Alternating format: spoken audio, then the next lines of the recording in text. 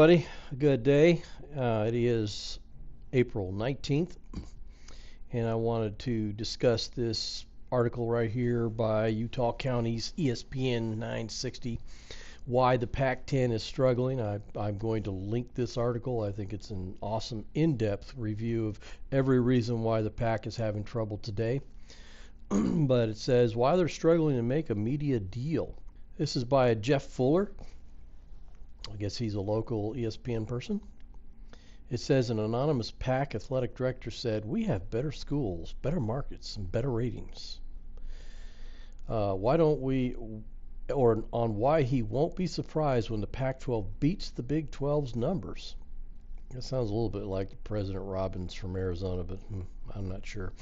It's certainly an audacious quote, particularly when considering the ongoing difficulty the PAC is having in getting any media deal to a vote. But is it actually true? The answer is a resounding maybe. I'm going to skip parts of this and let you guys read the whole thing on your own, but I would just want to see the highlighted areas. He says even ratings seem to favor the PAC. Over the last 5 non-COVID years, the average regular season Big 12 game not involving Texas or Oklahoma has drawn 1.07 million viewers. However, the average regular season PAC game, not including USC-UCLA, has drawn 1.58 million. That's 48% more than the Big 12. Only considering games for which ratings are available is the asterisk. So given all those strengths, why is the Pac-10 struggling to consummate a media deal commensurate with the other P5 conferences? The Pac-10 is into their 8th month of media deal negotiations with nothing better than lukewarm interest from potential partners. In contrast, Brett Yormark and the Big 12 made the process look easy by sewing up a $32 million per year deal in a matter of weeks. Though not taking or having to take the rights to open market assuredly hasten the process. There are 2 answers here: denial and trajectory. I did a couple of videos on denial, so funny if you want to watch them, they're good. By focusing on the most positive aspects, it's easy to paint the PAC as strong. That's exactly what happened in the examples above. Yes, 6 PAC teams finished ranked in the last year. On the other hand, the PAC hasn't placed a team in the college football playoff in the past 6 years, with only 2 total appearances, only 1 semifinal win, and no championships since its inception nearly a decade ago. Yes, rated PAC games have strongly outdrawn rated Big 12 games, but that's a huge caveat, focusing only on rated games. The Pac-12 has had far fewer games broadcast on rated channels than any other P5 conference, with an average of 59 rated games from 2013 to 2021 per remaining Pac-10 schools. By comparison, the average Big 12 has had 84 rated games in the same period. This means we're comparing only the best Pac games to nearly every Big 12 game. Indeed, one might wonder about the level of demand for Pac-10 games in the first place. Looking only at part of the data is going to give only part of the story, and if you choose to ignore, deny those facts, don't support your case, you end up with the disconnect between what you think you're worth and what the market will pay. That's the denial. I think this is a really excellent article detailing kind of the problems with the PAC up to this point, and he makes the clear indication that some of the data that people were utilizing was specifically inaccurate. You were comparing apples to oranges, 59 games to 84 games, so it's not the same. He continues, why we view adding SMU as a member in similar fashion to adding Amazon as a media partner. Neither entity can be judged on its merits as of today.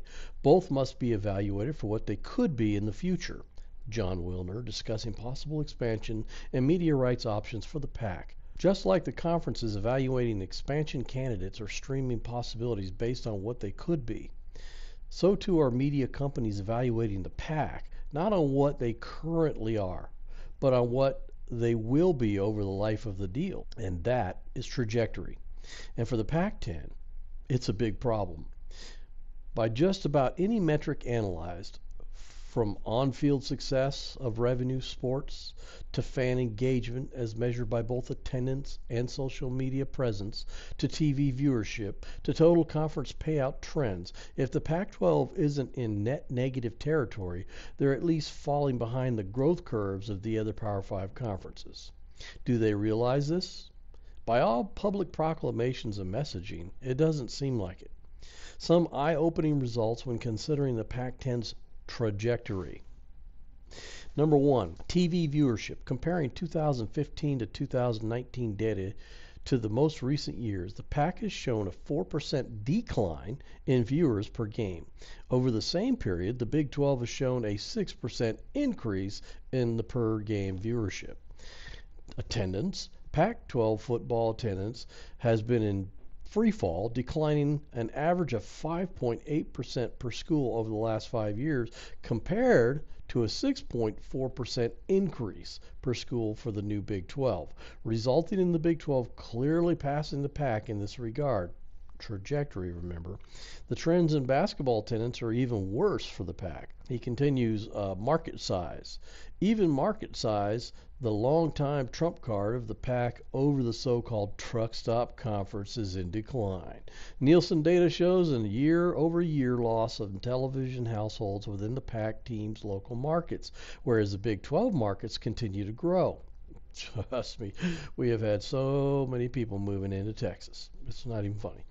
But yes, our local areas are growing big time. Combine that with the fact that the Big 12 media markets are filled with a higher percentage of college sports fans, and it's possible that the new Big 12 actually already has more valuable TV markets from a college sports broadcasting perspective than the Pac-10. If not, then it appears to only be a matter of time. Over the coming days, and this is a Utah ESPN person, all right, so he's probably trying to explain this to the Utah folks. Over the coming days, we'll be taking a much deeper dive into these and other topics, including brand, on-field performance, academics, and fan base engagement, comparing the Pac-10 to the looming presence of a growing and aggressive Big 12, and even including a special write-up assessing potential PAC expansion options and their level of saturation within their local markets. Despite occasional positives, the PAC's academic prowess still ranks comfortably ahead of the Big 12, even after the loss of USC and UCLA, of course. Stanford and Cal are probably higher ranked than both of them even put together. The overall story is clearly one of stagnation and or decline, with metric after metric highlighting this downward trend. The reality is evident, even the top line numbers. Below is the 3-year running average annual payout for each Power 5 conference has been distributing to their member schools. This was tweeted out last year, and there's a link when you go to the article, so it shows you all the details. While it is tempting and easy to brush away the decline in 2021 as COVID related, it shouldn't hide the fact that even pre-COVID PAC revenues were growing at a much slower rate than their two closest competitors, the Big 12 and the ACC. Also recall that the Big 12 will be receiving $100 million, or really $80, in buyout from the year early exit of OU and UT, while the PAC owes Comcast $50 million. And the growing gap will be harder to close. At the very least, this is, and the aforementioned trends are alarming and create uncertainty about the future of the PAC, an uncertainty which manifests in lower media valuations. Add to that uncertainty of fear of losing their top remaining brands of Oregon and Washington to the Big 10, that is. And with that, we circle back to denial. While the PAC and Big 12 appear to be relatively equal ground at this moment, they are headed in opposite directions, and the PAC insists on being viewed not only as what they might be in the future, not even as what they are today, but as what they were a decade ago. So he says, part 2, how strong are the Pac-10 brands and fan bases? Conference realignment is a brutal business. The Pac-10 leftovers, that's funny, they called us the leftovers in the Big 12, but this is funny. The Pac-10 leftovers, including Oregon and Washington, can commiserate with the Big 12 leftovers on the pain of losing their top brand. USC was the top football brand in the Pac-12 as was Texas in the Big 12. Ooh, Oklahoma fans, pretend you didn't hear that. Zach Miller's rankings, the football program value discussed below, confirms this with Texas 8th, Oklahoma 10th, USC 19th, Oregon 24th, topping their respective conferences. Fortunately or unfortunately for the Pac-10, the Big Ten desired the whole of the LA market more than they coveted getting the Pac-12's second best brand, Oregon. There are various ways to try to measure schools' brand value and fan base. None are ideal. Attendance figures, TV viewership, social media engagement all give a partial glimpse of a school's brand value. But what will all be discussed in their own forthcoming installments in this series. However, as a preview, our analysis of these and enrollment/alumni metrics continue to drive home a few key points. One, the Pac-10 holds many advantages over the Big 12 in relevant metrics such as TV viewership, TV market size, total alumni enrollment, and overall football brands. Two, despite these advantages, the Pac-10 seems to be a bit of a paper tiger, as they lag behind the Big 12 in many brand/fan base metrics such as attendance, social media engagement, and overall sports popularity on Google Trends. And number three, the Big 12 is either closing the gap or in some cases has surpassed the Pac-12 in nearly all metrics. The last point is vital. The trajectory and potential of a conference are pivotal. Recall John Wilner, speaking of SMU's possible addition to the Pac-10, stated, "We view adding SMU as a member in similar fashion to adding Amazon as a media partner. Neither entity can be judged on merits as of today, but must be evaluated for what they could be in the future." So he goes over a whole bunch of the enrollment statistics, just showing you kind of like the trends that the Big 12 seem to be growing rather than shrinking. He talks here that the popularity on Google Trends is another interesting metric, one that New York Times' Nate Silver recently used when exploring who the Big 10 should add next. We replicated Silver's exact parameters for the Pac-10, Big 12, and potential expansion candidates and found that Oregon was solidly above any remaining team at 88.9% relative sports value compared to Texas. So, I guess Oregon might be a target. Then, they even beat out departing USC-UCLA by a large margin. Their CFP playoff appearance in 2015 was a large factor bringing up their value. But even removing the 2015 for the Ducks, they still led the way by 70.9%, and the Pac's average team value only dropped from 30.8 to 29%. It's not unreasonable to conclude that Oregon is the biggest sports brand the Pac-12 has had over the past decade, but that the Big Ten placed such a premium on large TV markets and academics that they decided to pass on the Ducks on their first westward expansionary foray. He gives another figure, but I'm going to pass that up. He says these findings again call into question San Diego State and SMU's relative media contract value, as they came in at 14% and 11% respectively, well below the Pac-10's average 25%. In fact, their combined value of 25.9% barely reached the Pac-10's average. Compare that to the two lowest of the Big 12 newcomers, Houston at 20%, Cincinnati at 24%. The two lowest. A combined value of 44%, well above the Big 12's average of 33%. This 33% figure, well above the Pac-10's 25% for the 2015 through 2022 time period, shows that the Big 12 has had a stronger sports brand in recent years. Given the long-term and well-recognized historical brand superiority of the Pac-12, these findings seem to show a relative decline of the Pac-10 versus a surge for the Big 12 in brand popularity.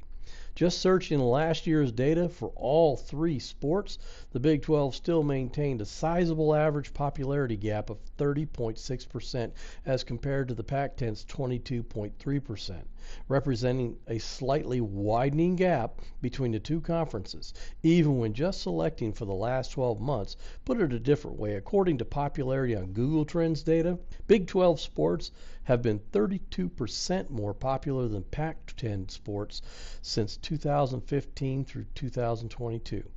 Big 12 sports have been 37% more popular than Pac-10 sports during the last 12 months. So right there you can see the changes are trending, the beyond the denial, the trending for the Big 12 is huge. Lastly, looking at Google Trends search data for each individual football team in 2021 through 2022 compared to a long-term window, 2004 to present, showed a relative uptick of only 1% per team in the Pac-10, as compared to an increase of 34.5% for the new Big 12. Additionally, the PAC showed a higher value over the last 2 decades, 22.7% versus 19.5% for the Big 12. Whereas the Big 12 takes the lead in the more recent window, analyzed 26.2% versus 22.9%.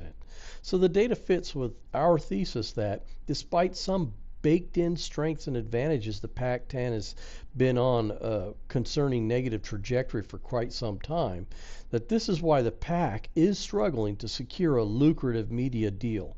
So it means he's saying that the media partners have all looked at the numbers, and they're not going to go back into ancient history. It's a what have you done for me lately kind of an attitude. And the realities are, even in the last 10 years, the Big 12 has been way more popular. Not even close. So this is why he's making this argument to kind of reveal why the media deal is such a big deal, why it's so hard for the PAC to get it. Kind of going along with my last video showing the TV market shelves and what's available. He goes on to compare these. Oh, by the way, he's got a good section in here talking about Silver of New York Post versus Tony Altimore. And a lot of you guys know about Altimore. And he talks about why his numbers are not really factual. So, interesting. Part 3 says comparing Pac-10 television viewership.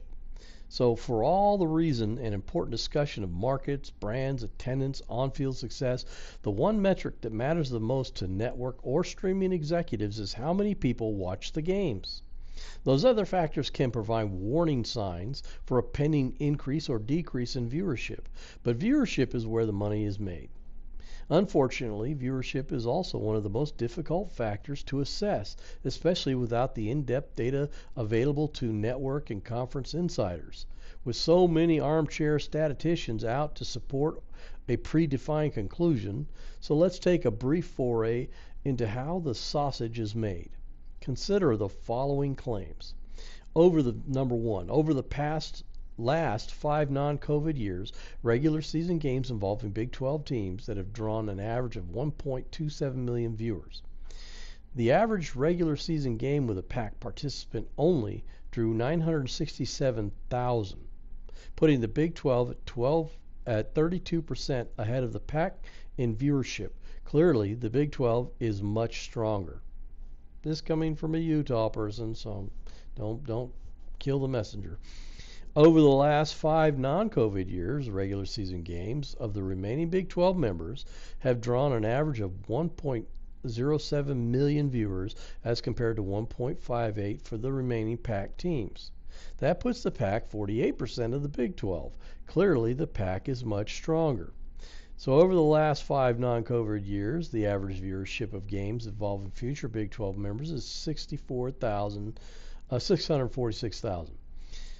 The average viewership of games involving the remaining Pac-10, SDSU, and SMU is 645,000. So clearly the two conferences are basically equal. So which statement is true? And the answer is all of them, depending upon how you parse the data.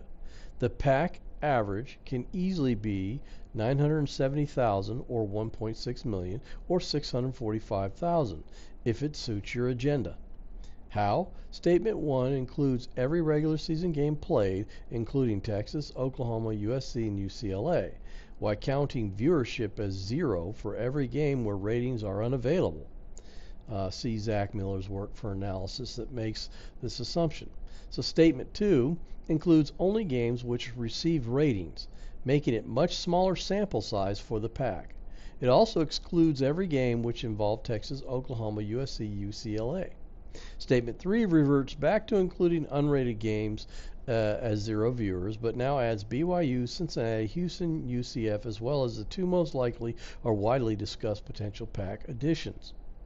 So in an effort to provide an unbiased review, we have determined to treat different networks, time slots, and opponents, as well as how to handle games for which ratings aren't available.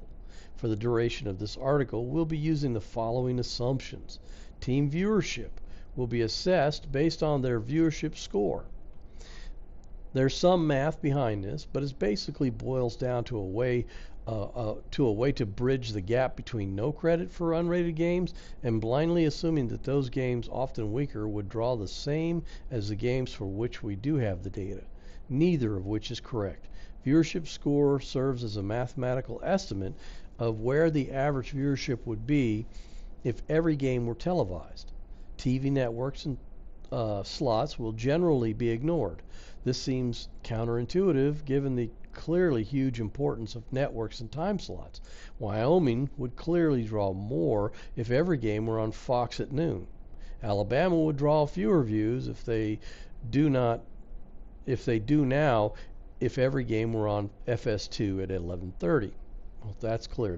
That's why we've all been fighting for the best TV slots. And that's what the other video was talking about from the Sikkim 365 guys who were talking about this knife fight in the ESPN world. So that's kind of what's going on there. He says, however, in this case, we're basically trusting the TV executives to have reasons and logic behind their decision. There's a reason Wyoming isn't in the prime slot and Alabama isn't relegated to late night or obscure channels. Choosing to put a program in a prime viewing window in itself a strong reflection of their assessed viewership value. Similarly, choosing to not air a game on a rated channel often reflects an assessment that a program's drawing power. Similarly, opponent will be ignored. Viewership score, by its nature, already mitigates the impact of outliers, and on a long enough time scale, the average past opponent becomes fairly in line with the average future opponent. It's worth noting that this simplification may result in new Power 5 additions being slightly underrated as their opponent profile actually will change. That's correct. So looking at Cincinnati, Houston, UCF, and all them under the past years as a G5 team, clearly they were on less visual, less exposed TV channels, less productive TV channels, the less prime slots, as they would say. He says, at first glance, the answer appears to be the PAC. The Big 12 was ahead, but losing those Texas and Oklahoma games hurt the Big 12 substantially more than losing USC and UCLA games hurt the PAC. But that's not all that there is to the story. If it were, the PAC would likely already have a TV deal they're looking for. The remaining PAC teams have drawn better, but remember that media rights deals are looking at the future and not at the past. In this case, we need not only to consider the trajectory, but also the price and a level of uncertainty. Consider the below list of the highest 27 viewed Big 12 and PAC games not involving departing members over the last 3 non-COVID years. So he gives us this little thing, and you guys can look at that as well online, but generally you'll see that the PAC's numbers are slightly better. Just as far as their highest versus our highest, it continues to where we had basically they pitted their highest and the Big 12 had less. He says, while the PAC numbers for the recent past clearly are higher, partially but not entirely due to having more teams and therefore more games, there's a few dangerous warning signs for the PAC hidden in this chart. First, the Pac-10 is dangerously reliant on Oregon for any sort of strong viewership. So there goes the big hook that I've been talking about from the beginning, that once Oregon and Washington leave for the Big Ten, the PAC has no numbers. There is no future Power 5 PAC conference because they won't have the viewership, they won't have the contracts. They'll get contracts, but it'll be like the AAC. Not bad. By the way, AAC is not doing too bad, as we saw in that other video. Not terrible, but it's nowhere near the Big 12 numbers. And so this is a huge warning sign that since Oregon may be leaving, any media partner, any current media partner that is, that would be trying to do a gore with the PAC right now, has to have in the back of their mind that their strength, the PAC's strength right now, is Oregon as far as media viewership. So the fact that they might be leaving is an ugly thing for anybody trying to get a deal with these people. He says 9 of the 10 highest viewed PAC games involve Oregon. 9 of the 10. Taking it a step further, 19 of the 20 highest viewed PAC games involve either Oregon or Washington. Oops. Only one PAC game has topped 1.6 million viewers in the last 3 years without involving USC, UCLA, Oregon, or Washington. This creates two issues. First, the ongoing concern about Oregon and Washington departing for the Big Ten, which leaving media partners with uncertainty, which depresses the market.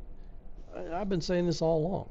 That's exactly the root of the problem. Is Oregon and Washington have already gone and run to the Big Ten at begging for membership. He says, but the larger issue is that even with Oregon in the PAC fold, there's a strong demand for first choice of games, but not much interest in getting second choice or lower. Says this matches reports that ESPN and Amazon have both expressed interest in one game a week. So it's not just the Monty show. Clearly Monty has connections with ESPN, so he's not throwing stuff out there. A lot of people think he's just a speculator. No, that's a good show. That's a good show. He says, so we've all heard that they're all interested in one game a week, but don't really care for the rest of the package. This issue is then further exasperated by the weak potential expansion options for the PAC. Going back to the first chart, the Big 12 was able to bring in high viewership teams that were basically on par with their remaining members, despite the lower profile nature of playing outside the P5. So isn't that impressive that the 4 teams that the Big 12 brought in were pretty close to the Big 12 numbers on the worst time slots, the non-prime time channels, and yet they still produce. That's pretty awesome. So the PAC lacks those same options for a conference already struggling to get interest beyond the game of the week. Oregon, USC, UCLA, Washington. San Diego State and SMU aren't game changers. Secondly, and most importantly, more importantly than the fact that, Oregon and Washington are creating a rift. Secondly, and most importantly, the Pac-10 is on a dangerous trajectory. When considering the 27 highest viewed games across 3 years, you'd expect there to generally be the same number from each year, 9, which is why 27 was chosen instead of 25. But of the PAC's top 27 games, 12 were in 2019, 10 in 2021, and only 5 in 2022. 12 is greater than 10, 10 is greater than 5. That is a terrible trend. That's what he's talking about, a decline. So you decline from 12 to 10 to 5. The trend is going down, not up. It's not even staying even. By comparison, the Big 12 is rising with nearly half, that is 13 of 27 of their highest viewed games, non-out or OU Texas category in the last year. The second point is evident both in the big conference level picture and at the individual program level. Looking at a composite viewership score by conference over the last 2 years, we see again the PAC, USC, UCLA games excluded, slightly ahead of the Big 12, Texas, Oklahoma games excluded. Both are close to the ACC and miles behind the Big 10 and SEC, as would be expected. So here's this little diagram. But what you really see here is the Big Ten and the SEC, and the SEC is doing the best. Big Ten may have more money, but the SEC is doing better. Then you have Big 12 less than the PAC here in this little thing. That's what he's talking about. Then he does a change in composite conference viewership scores. You see this change to the ACC is slightly below the normal, so they're going in the wrong direction on trend. But look at the Big 12's trend. It's trending way up. PAC is trending way down. He says it's certainly not breaking any news by stating these two conferences are well ahead of the other three, that is the SEC and Big Ten. Though it is worth noting that the remaining 10 PAC teams have been just a nose ahead of the remaining 8 Big 12 teams. But the really interesting thing is looking at the trajectory again. All games involving team changing conferences are excluded from this metric. As a whole, the PAC is a major conference with by far the largest viewership drop in that time frame. See, that blue area, bad drop. With a composite conference viewership score for games not involving USC, UCLA dropping by 14.5% in this interval.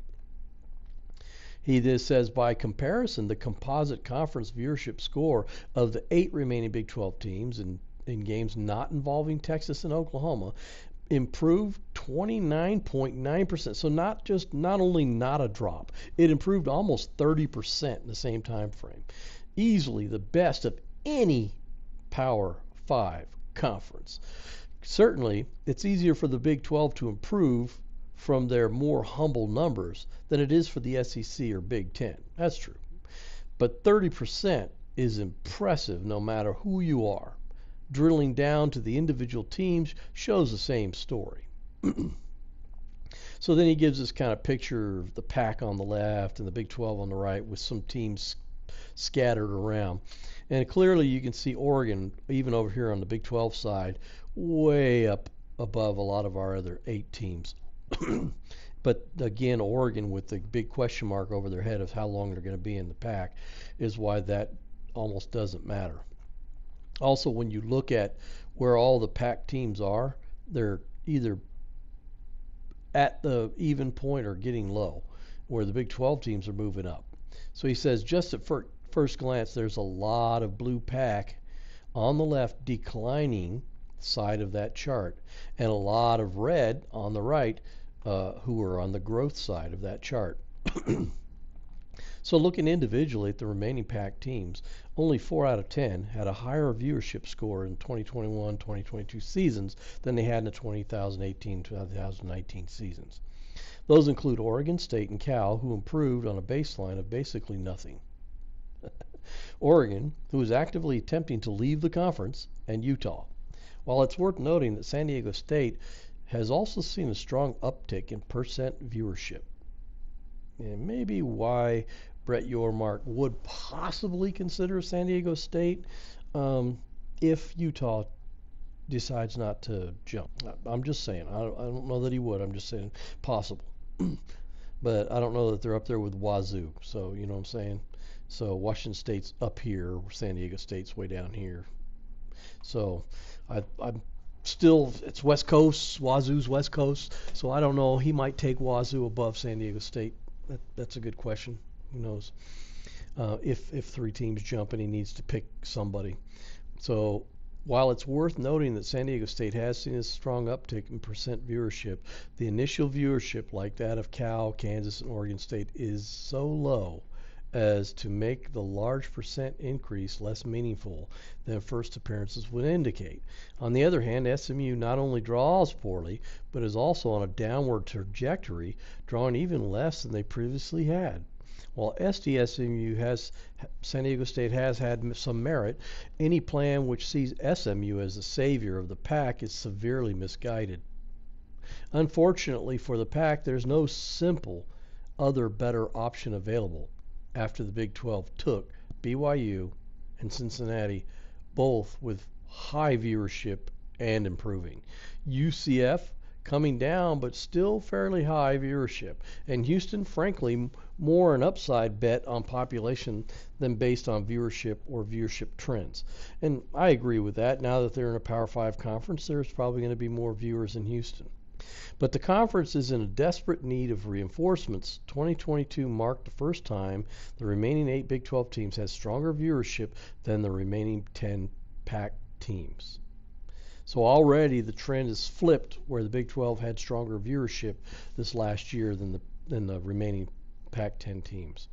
But with one conference, the Big 12, increasing viewership 30% over the last 3 years, and on the other, PAC decreasing viewership metrics by 15%. That's a huge difference because you're going in opposite directions. Is it any wonder that networks would rather hitch themselves to the Big 12? If the media rights deal was for the recent past, or even arguably for the right now, the PAC would have an argument to be ahead or equal to the Big 12. But in paying for the future, network executives have to consider trajectory.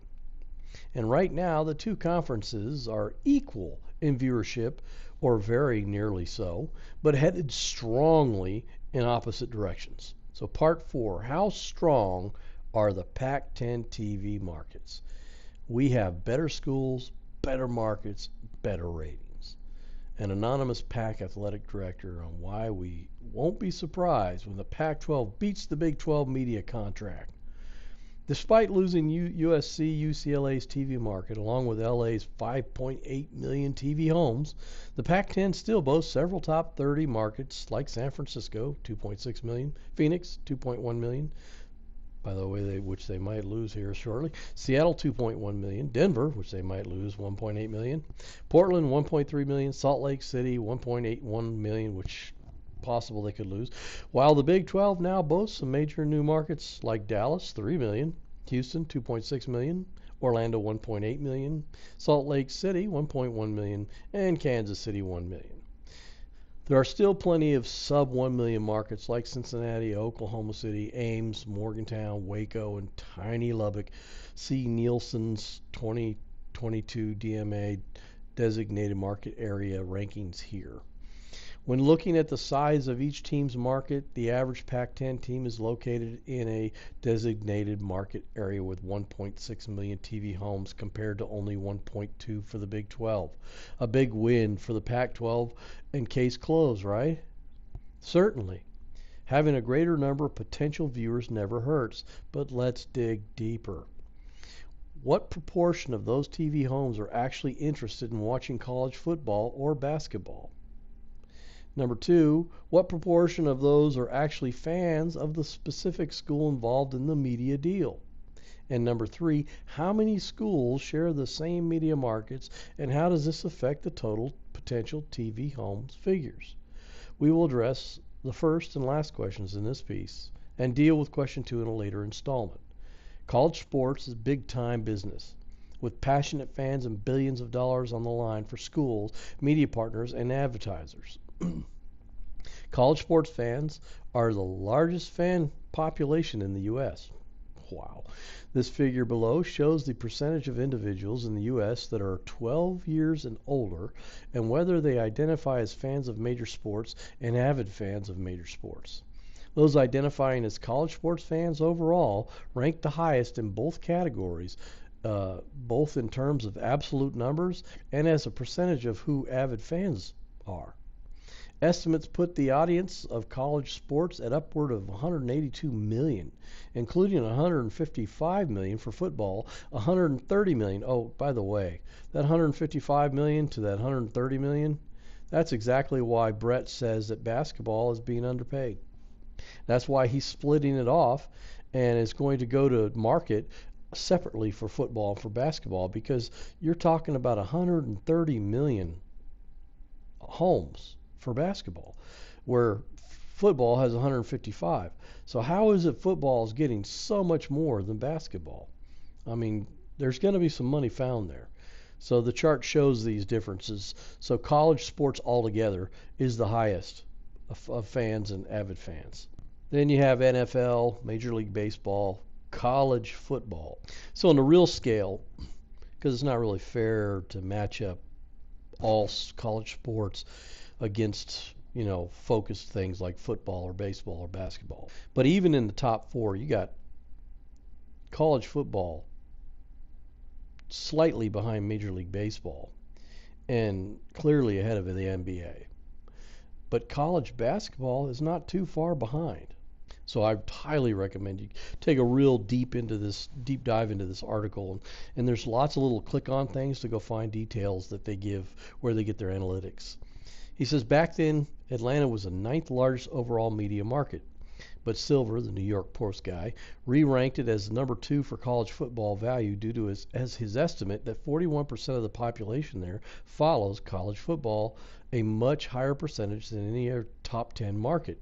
Even more drastic, the Birmingham DMA skyrocketed up 42nd to the 6th. That happens when 85% of your residents care that much about college football.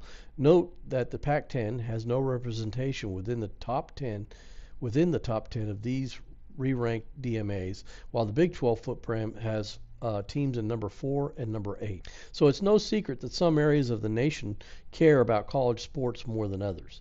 The SEC is sometimes mocked for their tagline, "It just means more."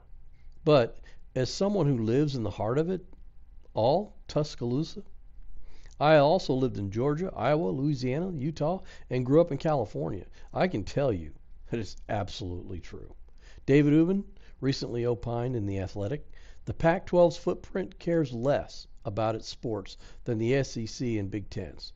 In denial about this, former Commissioner Larry Scott launched a network that was all but doomed from the start and made it only harder for teams in his conference to find a platform. That's bad commissionering. The Pac-12's distribution issues stem from lack of demand. At the root of these issues, the PAC has to deal with a quadruple whammy of grand slam in baseball terms, but in a negative way, of a geography problem as far as TV value is concerned.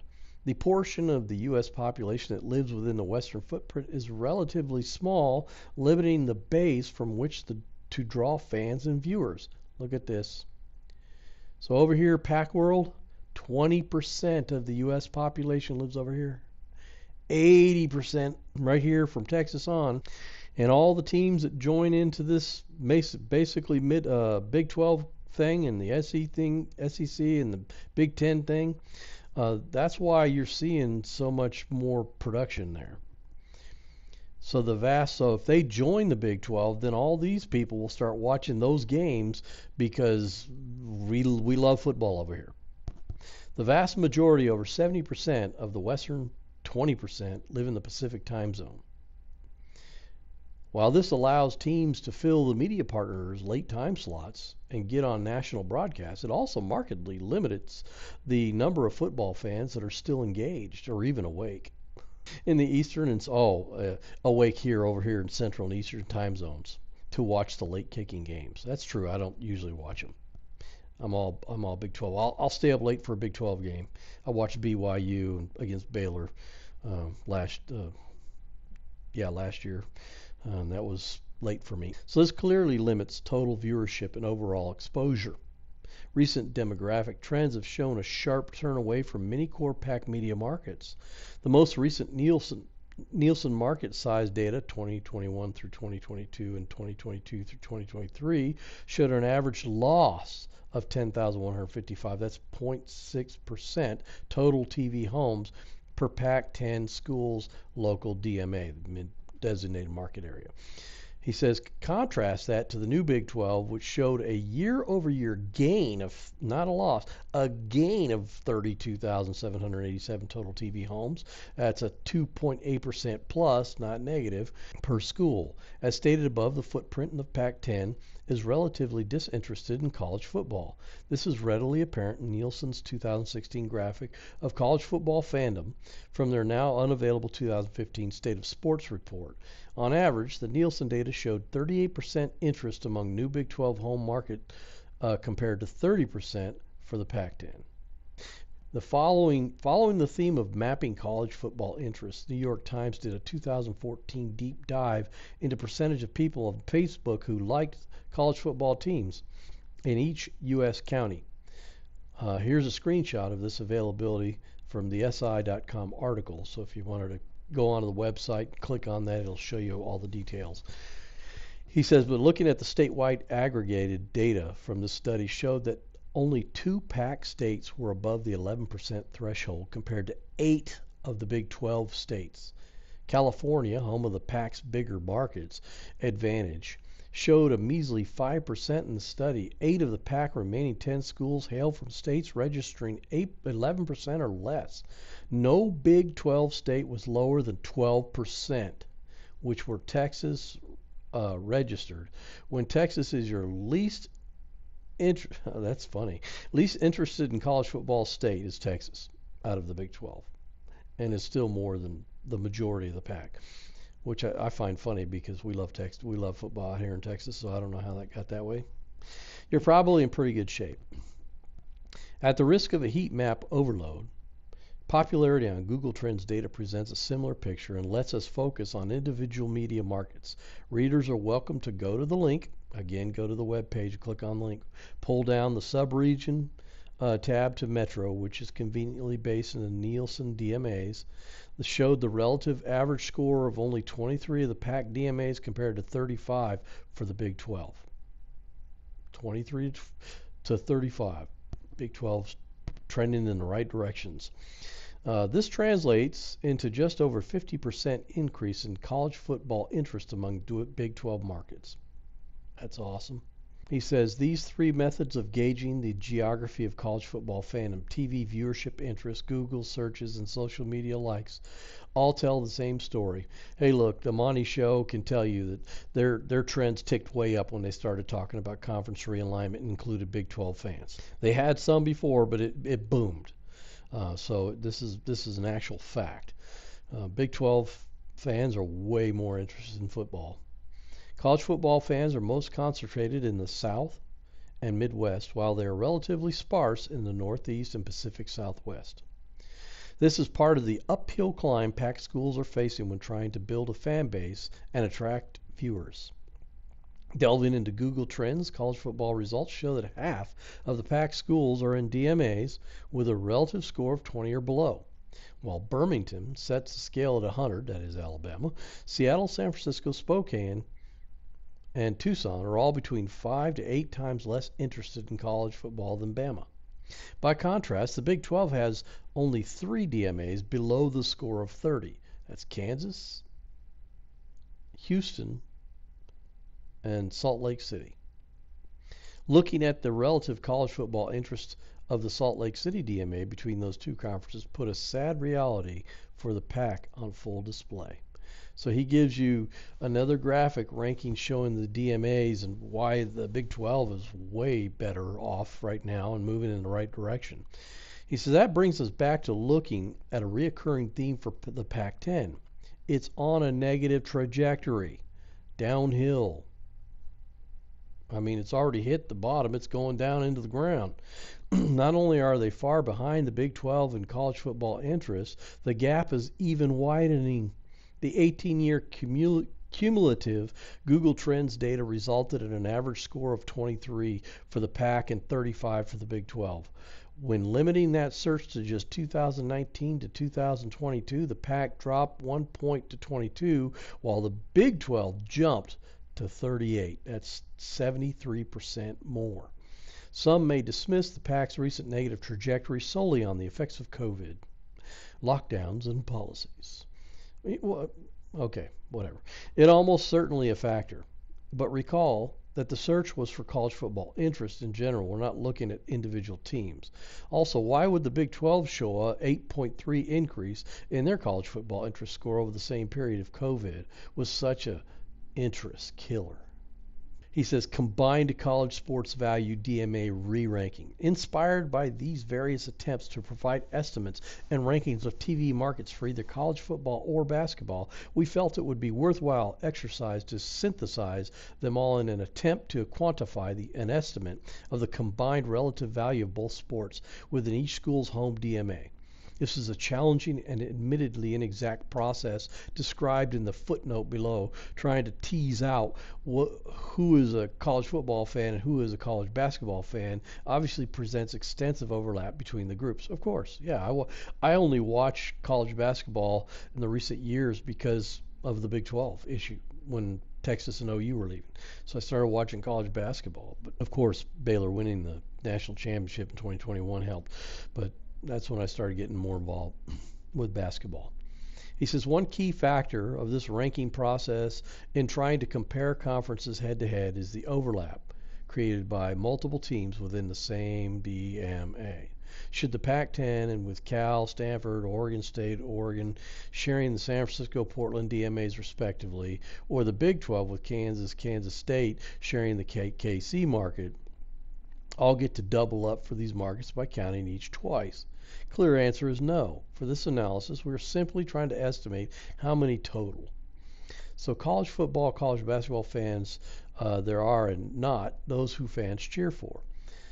This reality led to some of this analysis' most striking findings. The actual number of TV homes per member school is not 1.6 million PAC versus 1.2 million Big 12 as initially stated, but narrows dramatically from 1.2 to 1.1 million.